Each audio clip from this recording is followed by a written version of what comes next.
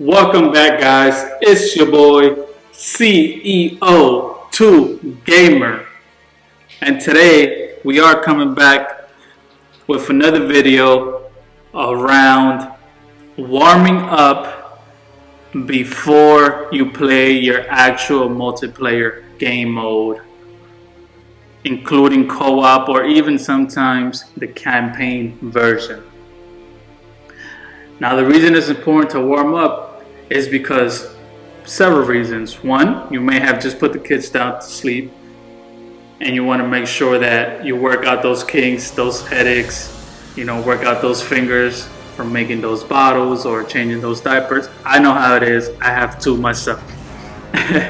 So you definitely want to work those hands around the remote or even the computer if you're on a PC, and make sure that you're custom and ready to go based on your platform.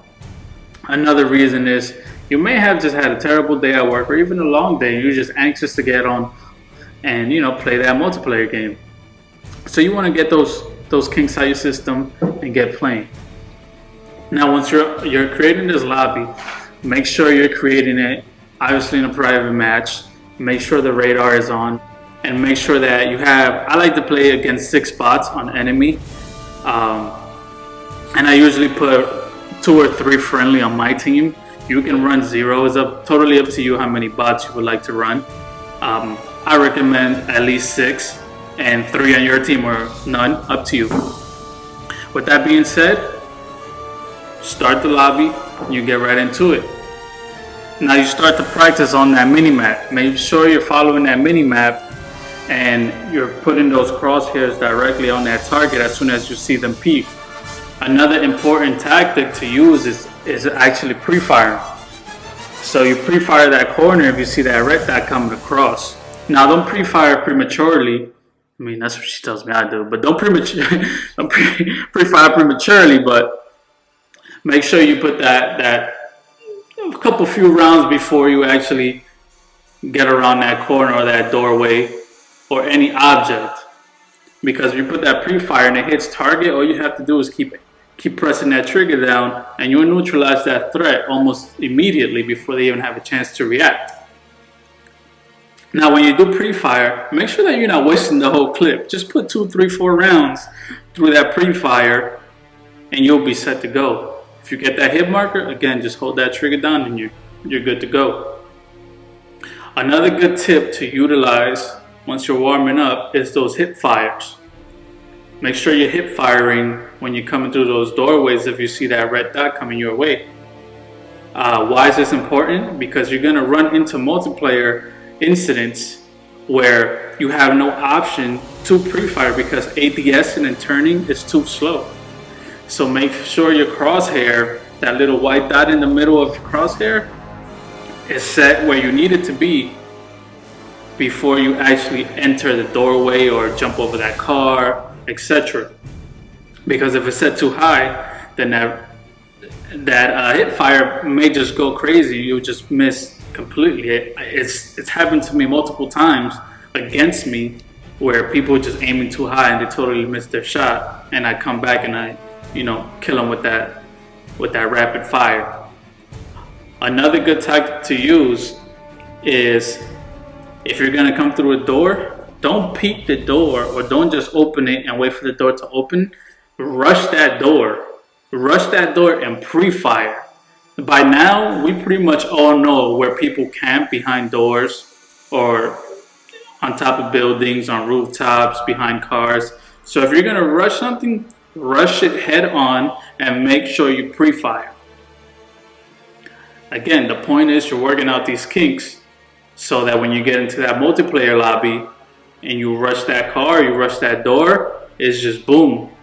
You already know somebody may be there, so your muscle memory kicks in and you're already pre-firing that and you neutralize that threat. This is why I feel it's very important to definitely play one of these matches before you go on a multiplayer. I can't stress it enough. You're just working those kinks out and making sure you're putting those crosshairs on target. I mean, that's the point. You want to kill these enemies, you want to neutralize them, you want to get to the objective, whether you're playing search, domination, headquarters. in order to get to those objectives, you have to neutralize threats. Granted, there's some people that only go for kills, but this still applies to you. If you want to neutralize nothing but kills, make sure you warm up before you go to that game mode. Now, quick side note, is it just me? But I hate riot shields. If you use riot shield, I want to sincerely tell you, you are a bitch. I hate you with my guts, man.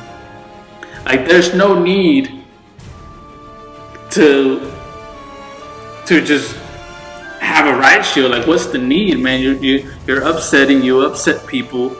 You make the game terrible, especially if you're camping with a riot shield. Like, there's no point. Learn to get a gun. Learn to ADS. And learn to fire. Trust me, you'll enjoy yourself. I know I do. So back to the main topic, man. Again, another side note to warming up and, you know, neutralizing these threats and making sure that your aim is consistent, etc., is what you're actually playing on. Are you playing on a television, whether it's a Samsung or Element, whatever it may be, or are you playing on an actual gaming monitor? It makes a huge difference. Even if you set your settings accordingly on a TV to balance out that input lag, trust me, it makes a tremendous difference, because I had a TV and my lag was just retarded. I was only getting about 5-10 kills average per game, but I was also dying 50-60 times on ground war. So I switched, and now I game on a BenQ EL2870U, and let me tell you, the difference is night and day. I mean, 1 millisecond response, and I mean, I haven't tested to really illustrate that I'm definitely getting 1, but I can definitely tell you I'm getting way below 50, 100, 20, which is what the television gets. And there's just no lag, there's no input lag. It's just boom, right on target. If I move, it moves directly. So definitely make sure you're gaming on an actual gaming monitor. Make sure you invest time, finances into actually knowing what it is that you're actually getting. Don't just get a gaming monitor because everybody has it. I did a lot of research before I got my BenQ, and there's so many different gaming monitors. So make sure it fits your style, it fits what you're utilizing it for, and definitely make sure that it's going to cater to everything that your console has. So for example, I have the Ps4 Pro, so the BenQ that I got caters to the 4K. So it was nice for me. I enjoy it. Definitely a great buy. Definitely make sure you get yourself a gaming monitor. And to add to that, a control, whether it's a Scuff, whether it's an Astro, whichever it may be, make sure you get yourself a control, because it will help you get better in first-person shooter games. Now that's what I play. I can't illustrate for any other game modes, but that's what I play. So a gaming monitor and a control will definitely help you improve your gameplay tenfold. I can definitely say that.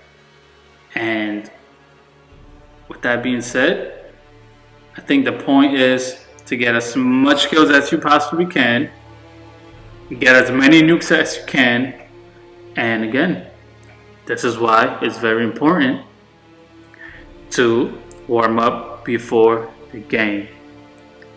I appreciate you guys for checking in. Make sure you like, share, comment, subscribe, and let me know what else you would like to see.